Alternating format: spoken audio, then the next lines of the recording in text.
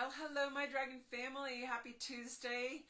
Here we are. Can you believe it? We are halfway through January already. I don't know where time is going, but it is amazing to see it fly by. I've got some fun stories today, starting with, oh my goodness, we get messages from nature. There's all kinds of things around us showing, and my son walks in the house about 15 minutes ago and says, "Mom, there's a baby hawk in the tree."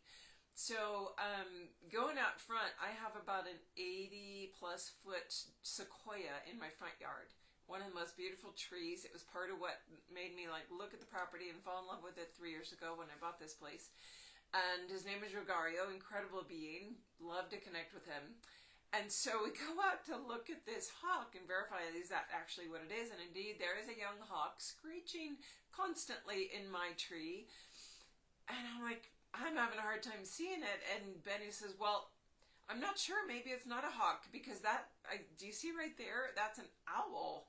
So sure enough, standing there watching for a bit, there is a young great horned owl and a young red-tailed hawk, both in this tree out front. And if you guys follow any of the medicine cards from the Native American tradition, there's a great pack of medicine cards, and they're both incredible messengers. That hawk bringing that big perception, that big perspective, and the great horned owl bringing that wisdom and the guardians. I mean, talk about having beautiful insight right out in my front yard. Super fun. What a great way to start the day and kick off, especially after we've had there's a couple inches of snow on the tree, so it's extra especially beautiful. It's blue sky behind it. We've been snowing for 3 days, and so it's like, wow, go out, feel the sunshine, have these beautiful messengers share. And so just wanted to put that in because that was as I was preparing and getting my equipment ready for this call, for this live. So that's a message for all of us. So take what you feel from that young hawk, that higher perspective, that what you might call it even an eagle eye view, hawk eye view of seeing the bigger picture, seeing from above, and then that wisdom piece. So that's very interesting to me now that I'm reflecting on what I wanted to share and talk about today, because I'm going to go into sharing some stories during my travels around the world in the past few years of experiences with the dragons, how they interact, what's happened as I've been in different places, because these are the kind of stories I want you guys to also share with each other as you're maybe moving along on this journey. Maybe you've been doing it for a while and you're just starting to recognize them in the land. Maybe you're brand new to it. If you are new to it, well, either. If you haven't participated in my Planetary Healing with the Dragons course, it is now available as an online course download on the site. So dragonwithin.com, go to the tab for online courses. And that course is one that I did on I believe it was a Saturday, it doesn't really matter.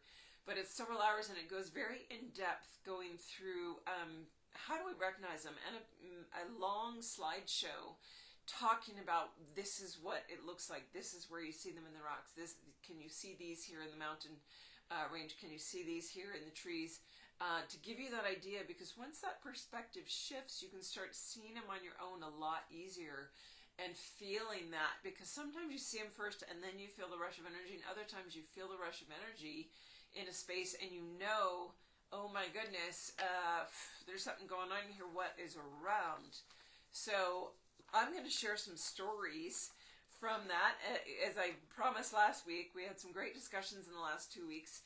And moving into that, it was like, well, maybe we need to share some of those stories again. It's been a while, and maybe compile them into one place here with quite a few.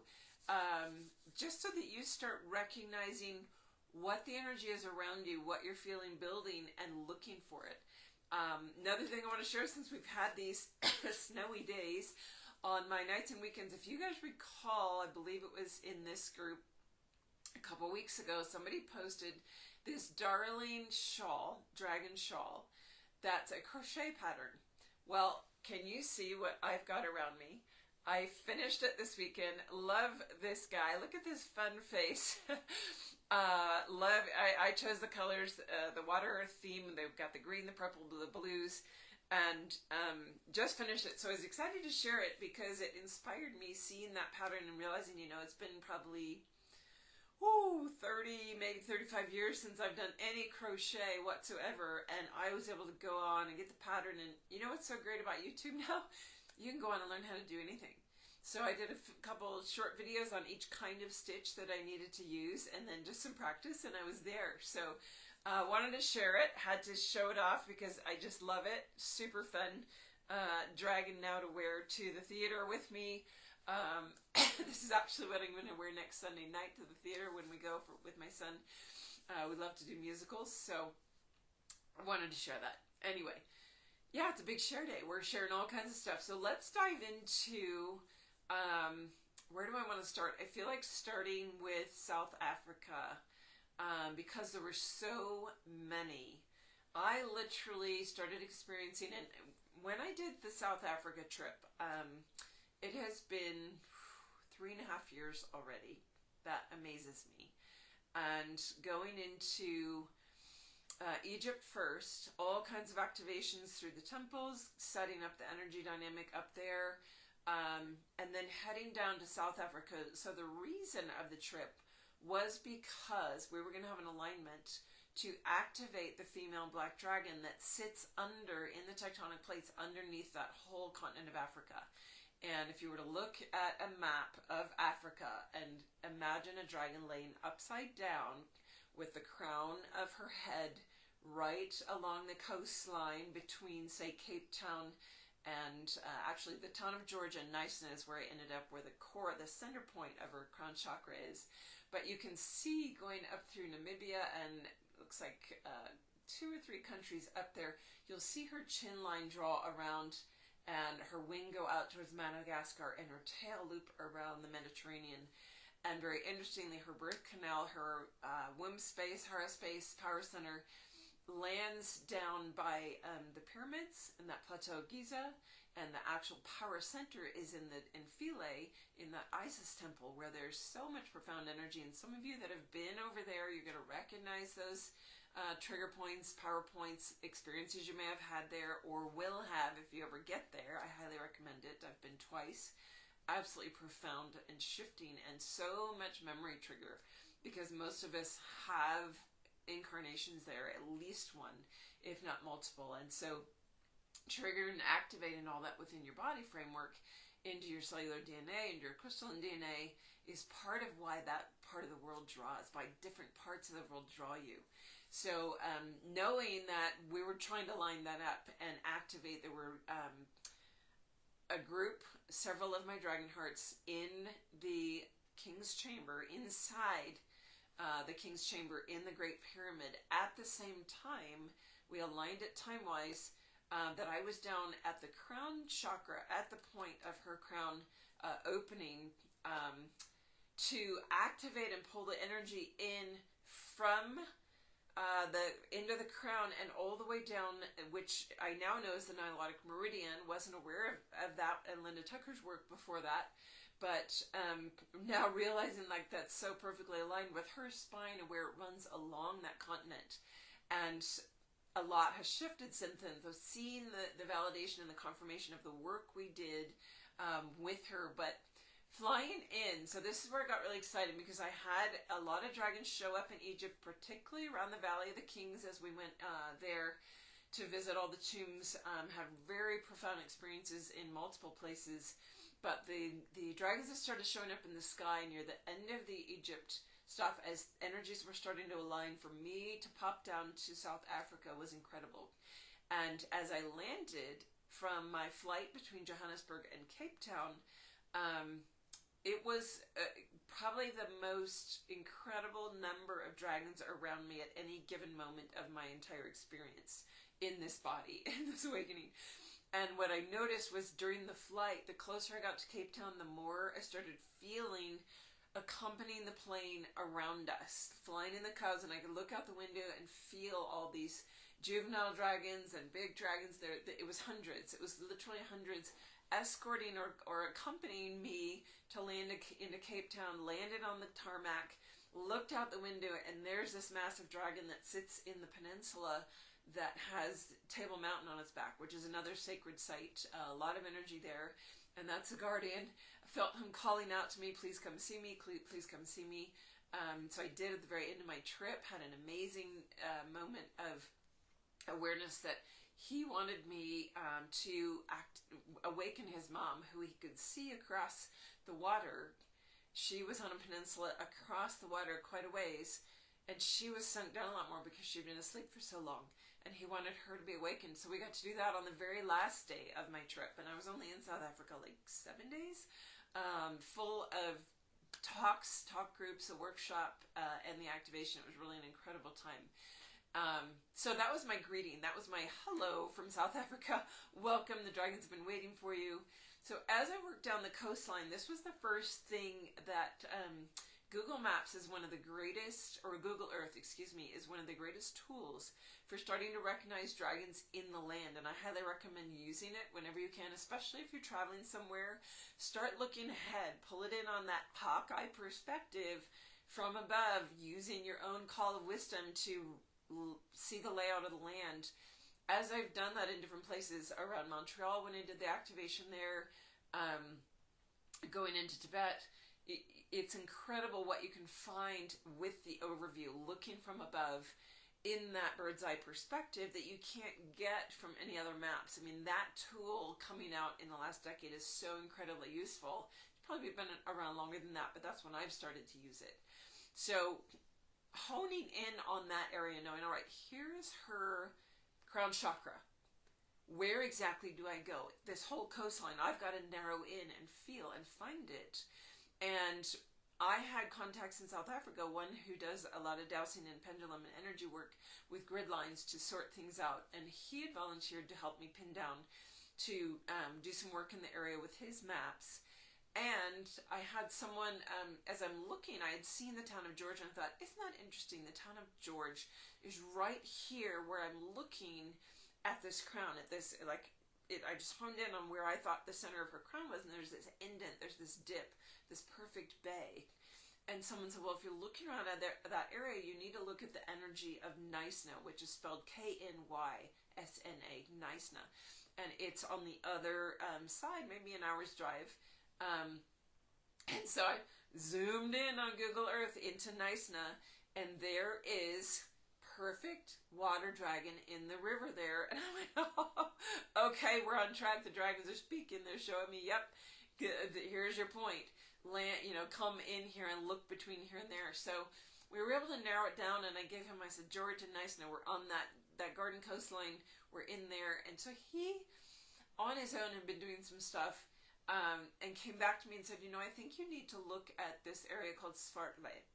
And Svartley translates as Black Lake.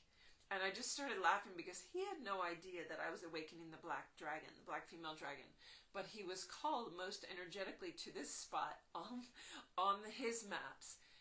That was Svartley, which is Black Lake in Dutch or Afrikaans or whatever the local tongue there is that named all those lakes. So interestingly, he had a contact who had property on that lake. Turns out that's where we ended up doing the ceremony. Went there and just felt the rightness of the place. And then said, I need to go out to the coastline from here. As a crow flies, it was directly 2 miles inland, I believe. It might have been less because I think it was a 2-mile drive. So as a crow flies, straight line to the midpoint of this bay that was actually the center point of her crown chakra. So unbelievable tie-ins. And as I went along that coastline, because we stopped in multiple places to feel the energies, to just say hello to the land, every single bay that I landed in, the points guarding the coastline, there were 4 dragons on the points. Sorry, I didn't mean to do that with my fingers. There were 4 dragons that were on the peninsular points. Very first one we drive up to, and I apologize, I don't remember the name of it. We landed. Parking area, you walk down, big beautiful grassy area, and this inlet of water that with the tide, actually, the tide was out and was moving in very slowly. Massive dragon in this rockscape, and I'll see if I can't post a picture of it later. I'm just going to make my self a note to do that, post picture of the peninsula, so that you can see him, because recognizing that and feeling this draw, my heart started just pounding, and this song started coming, and I felt his energy. I felt his heart space speaking to me. He was still asleep, but he recognized and felt my energy. There was something within that was calling from the ground saying, all right, start singing this. This was his heart song, actually, which is how you activate those in the rocks, that when you feel that, they want to hear their own heart song back to them. That's what actually wakes them up in sequence. So I stood and I just opened my heart and started singing with him. And then I felt this real call, even though the water was starting to move in, and I didn't know how quickly the tide would come in. And it was a span of about maybe 200 feet between where I could climb down the rocks where I was on, get across the sand, and actually put my hands on his side. And it would have been right around his neck area, because I couldn't get out to his point to touch his face. And I just knew, like, whatever happens, I need to get over and at least touch him for a few minutes, or even if it's like momentary, I need to touch the rock. And so I worked my way across, and the water was just gently starting to come in, had little gentle waves starting, and I thought, okay, I gotta watch this. But I stayed as long as I could until the waves got maybe about a foot around my ankles, because then it was going to start getting sort of tough to get back. The beauty was the gift. There's always a gift that you receive unexpectedly, and as I was walking back, all these incredibly beautiful pearlescent shells and they were like the inside of like some kind of a clam or scallop shell, were washing up all around in the middle of this sand strip. And so here it was like receiving these pearls, these little gifts, and I have them in my seascape bathroom of that memory bank of that. And so that was my first introduction. It was a male. Then we kept driving to the other side of the point that he was on. There was a bay, and there was a female on the other side.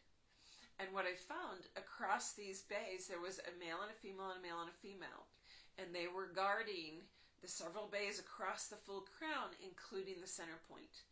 And going to the center point, I had a very profound experience of feeling the water dragon actually walk up embodied in an energetic being. It was like watching Christ walk out of the water, but it wasn't Yeshua. It was the energy body of the water dragon in a physical, like, human form, walk up and join a meditation circle I was doing with my two companions there, who were basically my escorts and guides throughout South Africa. It was such a blessing to have them, Deveshni and Charles, honor me with their presence, their know-how of the land, their ability to drive me around.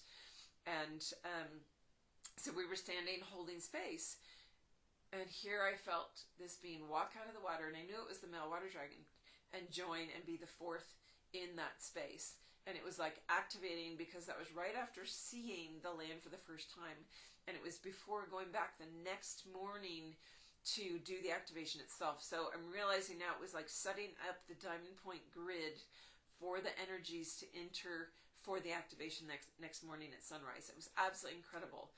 So that was South Africa in a nutshell. The activation itself, we had 5 souls there. The soul that owns the land, very incredibly conscious man.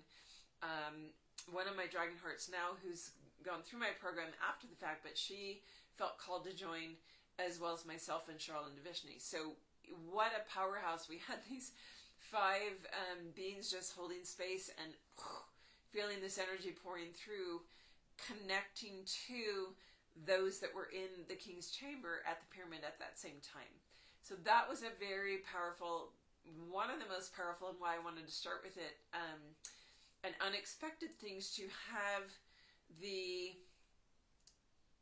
welcome the dragons all over the land, literally everywhere I went. After that, after the activation, I was invited to go to a place called Mer Dragon. Lovely woman, Karen Allen, bless her soul, who's crossed over since then to do more work from the other side, owned a piece of property there that her family still has, a little small community that was another inland dragon in the mountain. It was so incredible to be able to sleep on the land where that dragon was, and I could see it from a distance. And she knew, she bought that land, she's a dragon. And we did some hiking around, got to experience some other dragons in the land. And that was on a quartz vein, where there's quartz with gold and silver blended into it in the rock, in the land. And that incredible amount of energy that flows up and through that. So that's always an indicator too. Like when you see any areas with quartz, or those powerful minerals, the conductors, the metallics, the gold, the silver, the copper, there's a higher energy bandwidth there, and you might actually start recognizing in the land where some dragons are guarding or holding that space, that they're literally aligned to it because of that. So that was my time in South Africa. Absolutely incredible. And yes, Marlene, and here's one of my Cape Town dragons. Who knows that area? I don't know if you know Mer Dragon, Marlene, but it's I'd be able to get you directions, at least images, and maybe a contact there. And here, I missed a comment here. I'm going to see, I hate doing this on screen, but scrolling back. Joining from Montana. Yes, beautiful.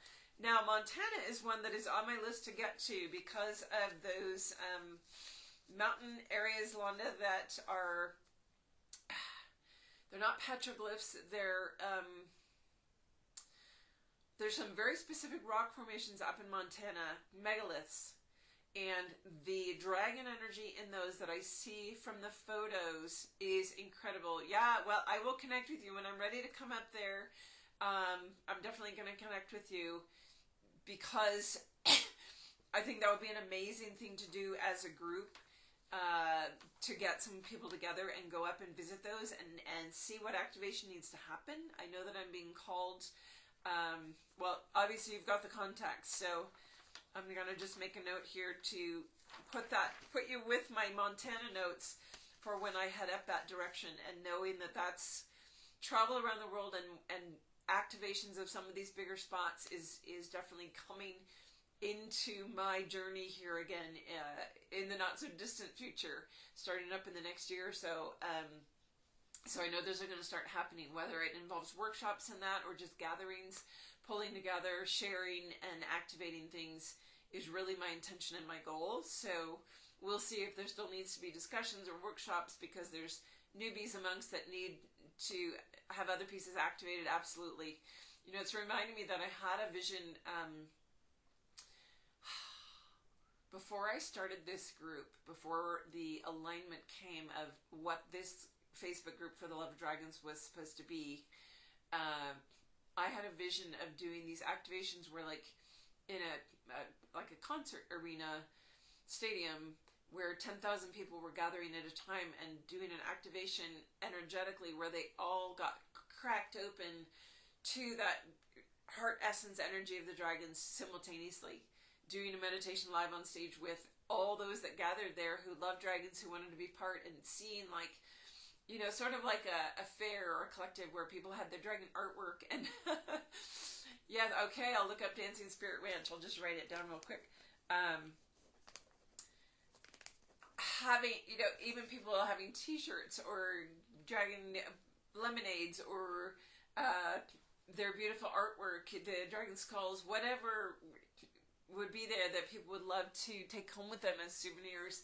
But the main point being to gather to share the dragon energy and activate everyone all at once. So interesting that that's been probably 5 years now since that vision came in, and that deep heart desire, and like, whoa, maybe it's starting to be time coming to fruition of that coming into place. We'll see. So just picking, I don't want to go on for too long today, but here I only got one story in from South Africa. I think I shared a little bit about Machu Picchu last time, and just wanted to touch on it again briefly, so that you're always paying attention to your intuitive guidance.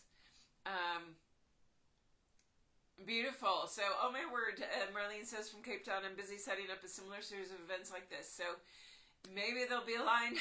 We'll see what comes of that. But I feel like that inspiration is, it's sort of like when the dragon work started to go global.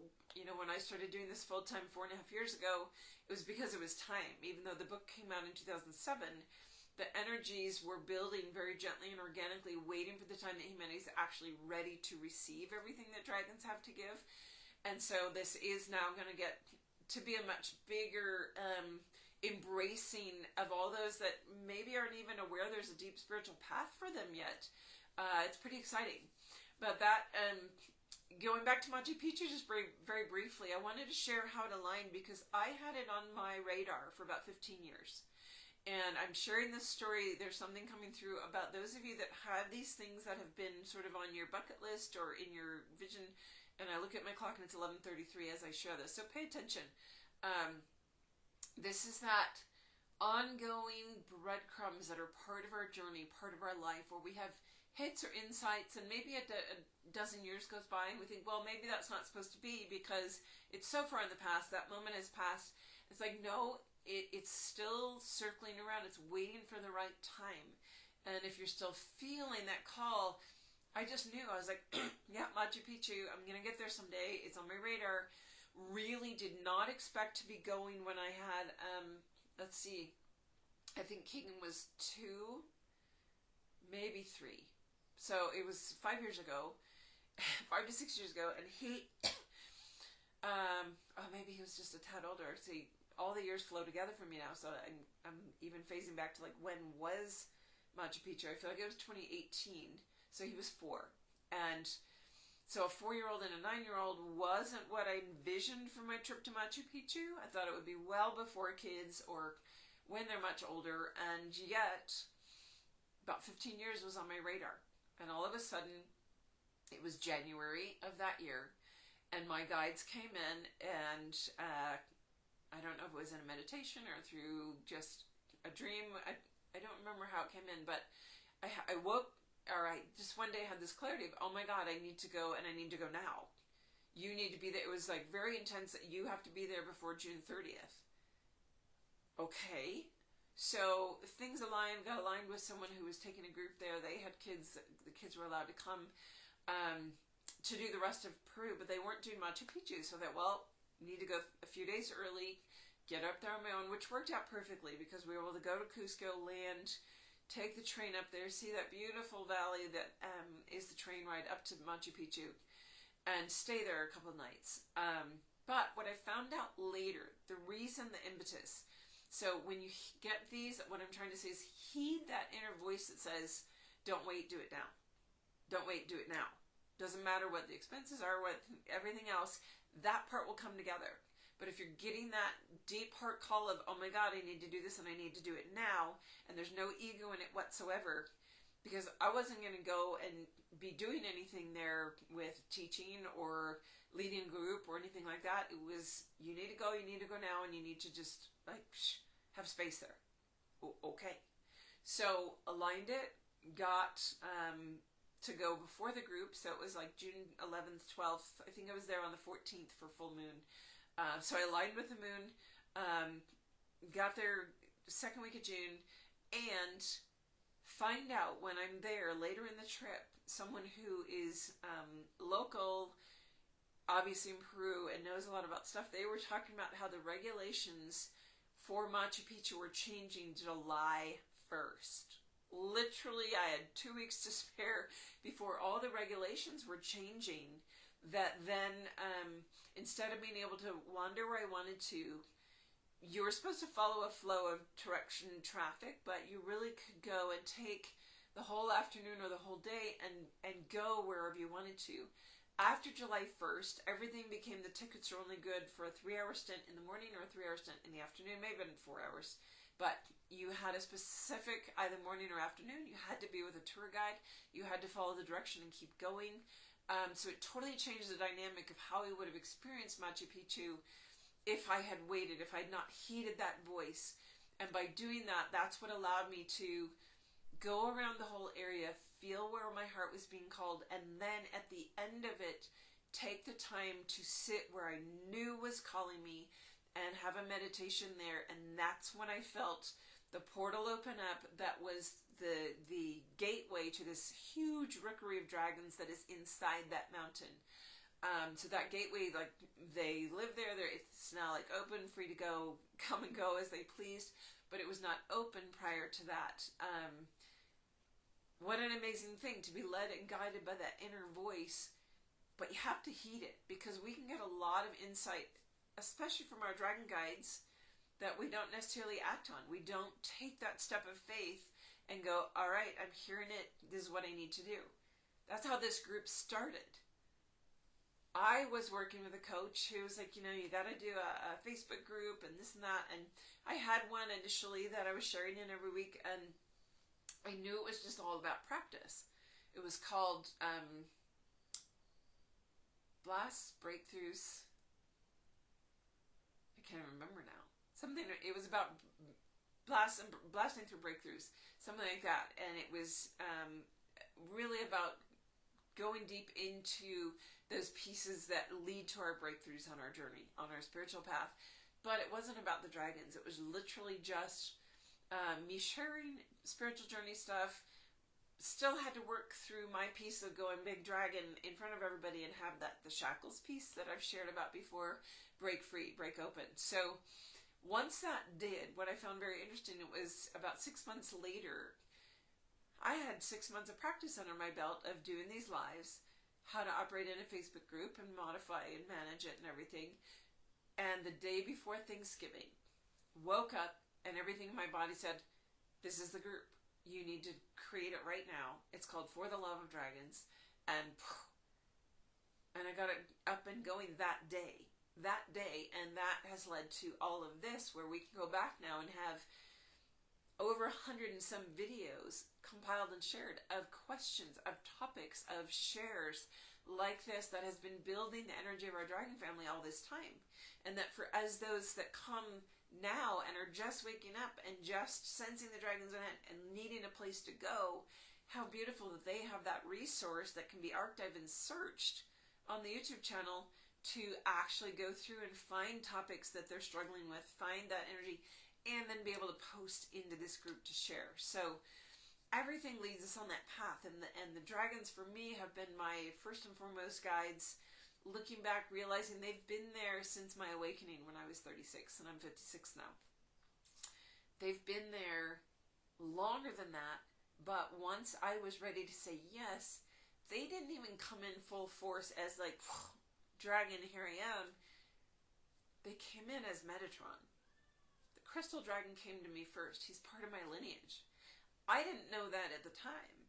I look back on that now as that is so amazingly accurate and right on for my alignment and what I'm here to do and what is in my own genetic makeup with my crystalline DNA and my water lineage.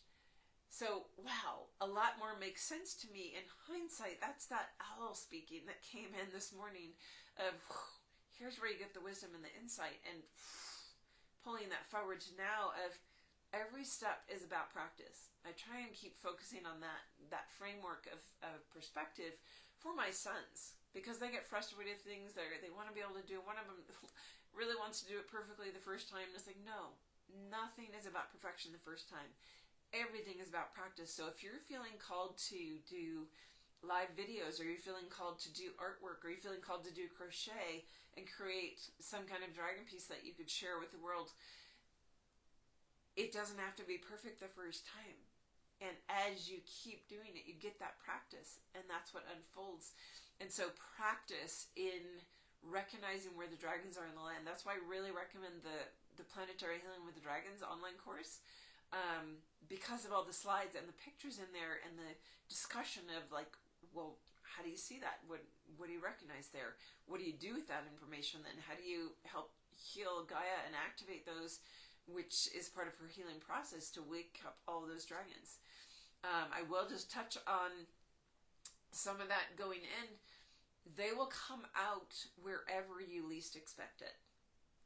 I have had 12 dragons show up in Devani Canyon, which is south here of Reno. Went for a birthday hike a couple years ago with one of my dragon hearts here in town. He's like, you got to come here with me. I know there's dragon energy here. Picked it up when I was hiking here with my parents. Let's go. And I said, look, can we go on my birthday? That'd be amazing. Come to find out there were 12 dragons all the way up this canyon guarding a central portal. It's in my backyard. going to Tibet knowing I've got these activation sites to do, I know there's big energies there, did not realize that as I was walking up the valley on the Kailash Kora on day 1, that I would have dragons lining either ridge, just like in Sedona, either ridge of a canyon where dragon guardians laid in the land, but that one that was calling me specifically would be face on all the way up the end of the valley, very hard to see visually because it'd been sunken into the land for so long, and the landscape had blown off all the ridges and blown off all of the, or blown soil and stuff in to cover up the particular characteristics where you'd recognize a dragon face in the land.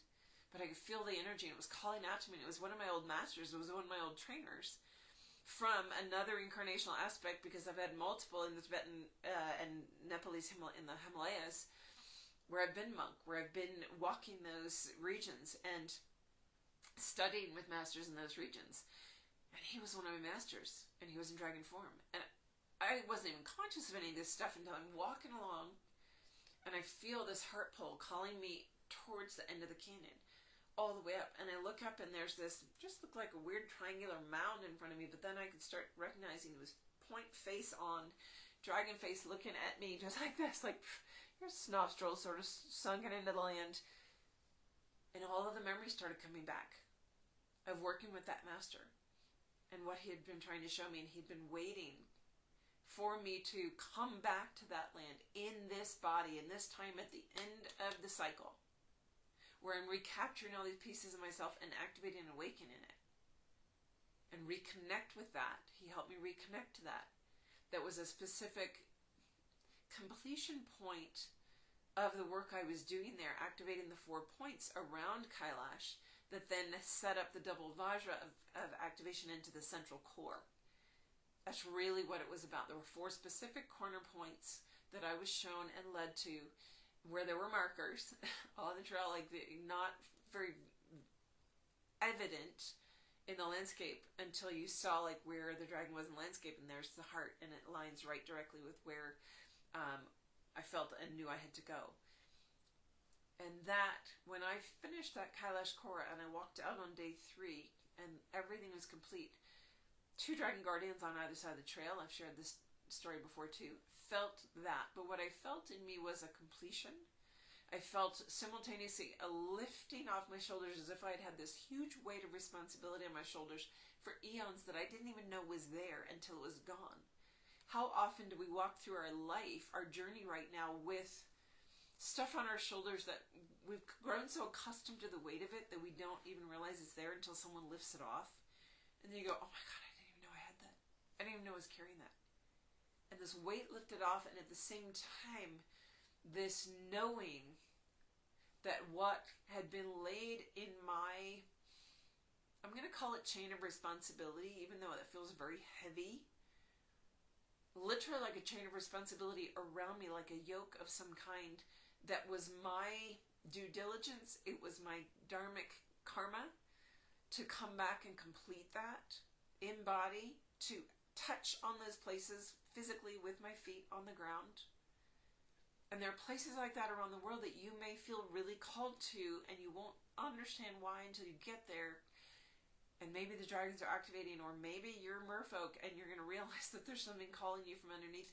Maybe you're a unicorn, maybe you're starving and there's an alignment. Something will activate. But knowing that most of you are dragon, you're going to feel that pull, and you're not going to understand why until you get there. And I know that's one of the reasons that I need to go to the Bosnian pyramids, where there is a lot of dragon energy and portals.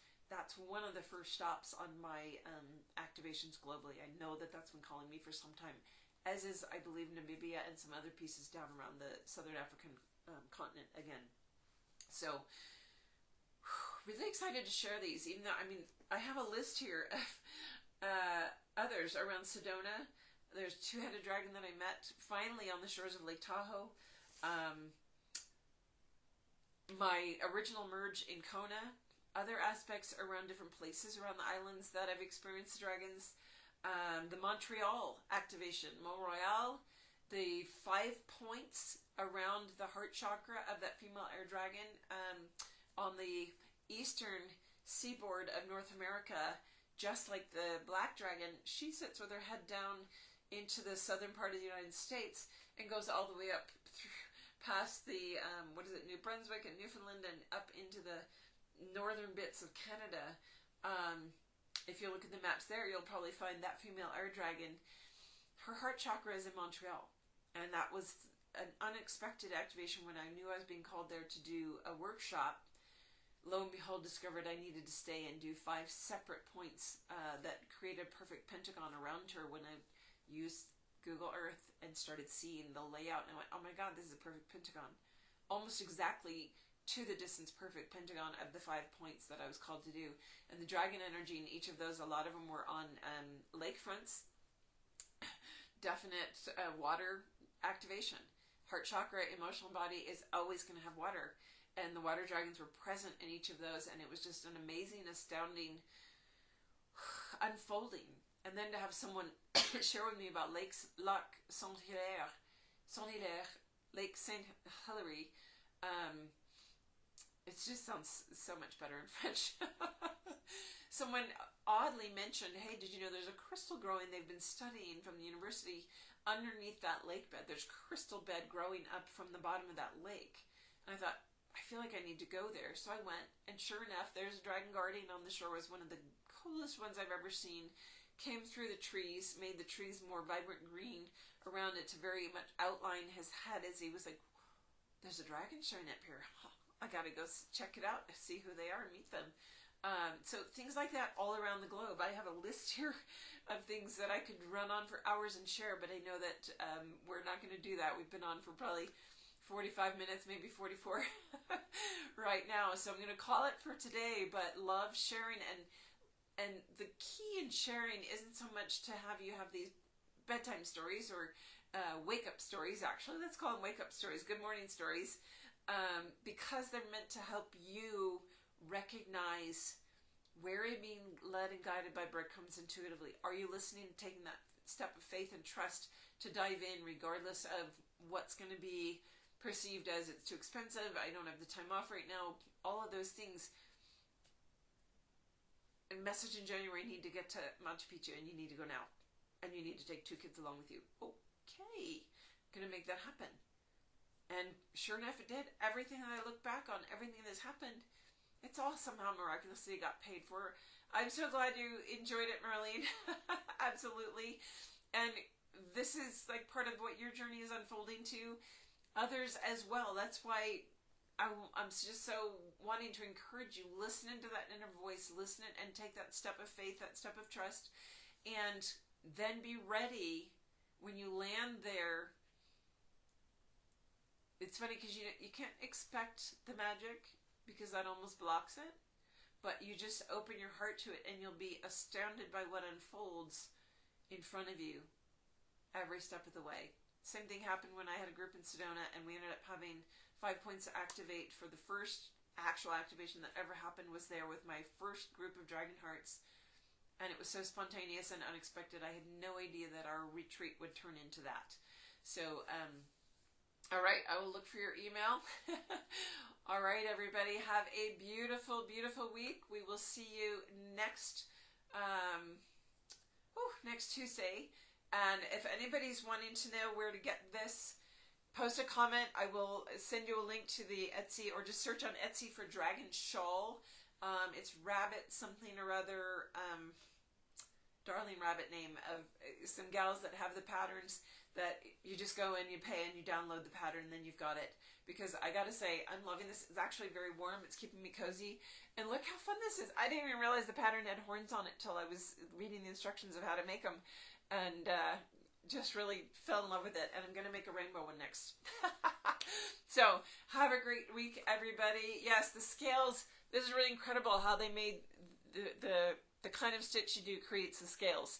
And this yarn is a specific yarn that they recommended. I had to buy it from England and have it shipped.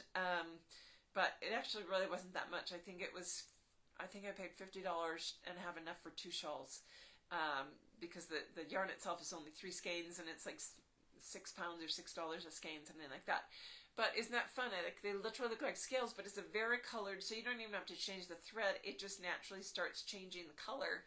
and it looks like it's every row. It's amazing how it works out. But I trusted it, and I trusted myself, and I just love this. So I'm excited to wear it to the theater on Sunday. All right. Much love to everybody. I'll see you guys next week. Send some questions in if you have any, and we'll see you soon. Bye for now.